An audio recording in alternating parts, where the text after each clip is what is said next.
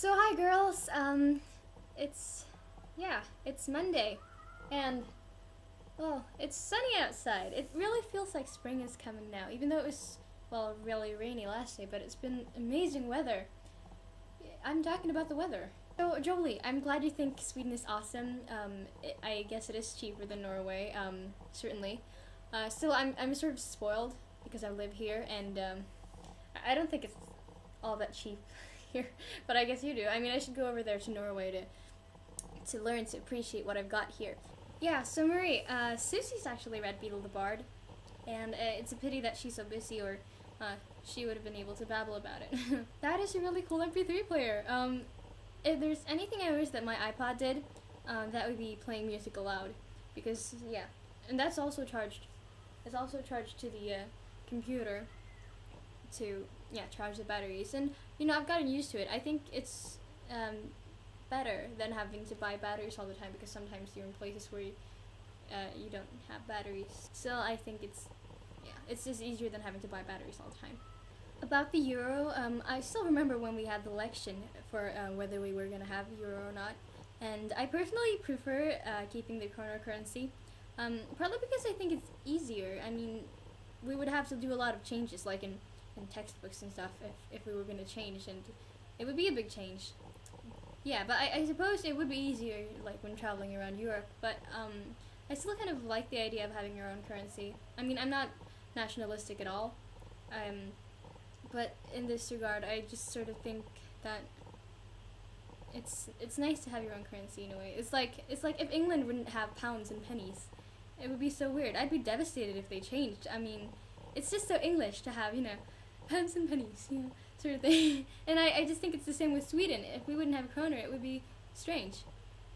So, yeah.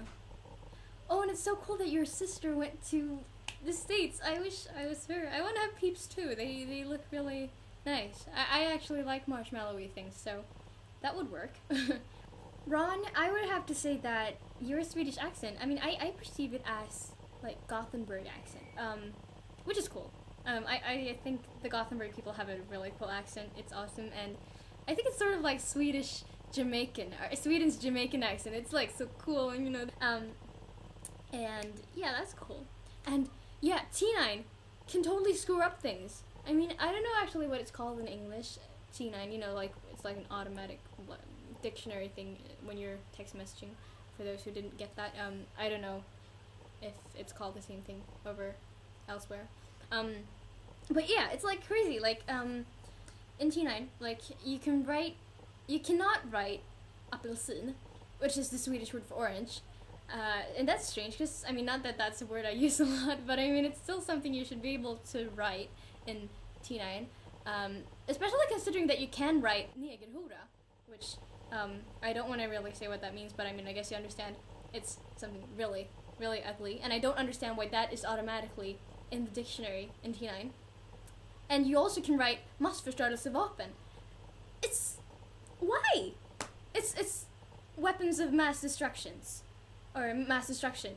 And who decides these things? Who writes massförstörelsevapen in text messages? When you can't write orange, you can write weapons of mass destruction. It's kind of crazy. Oh, and I love Pride and Prejudice. It's so awesome. I love both the new movie and the old series. They're both awesome.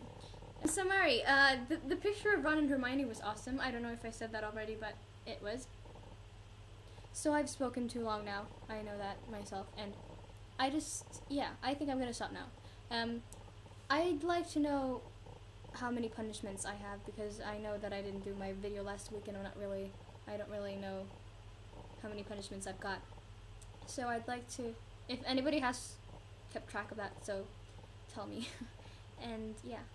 Do you expect me to rejoice over the inferiority of your connections? Oh, Mr. Collins, you will consider it an impertinence. It's a truth universally acknowledged that, well, some people are just quite screwed up in the head.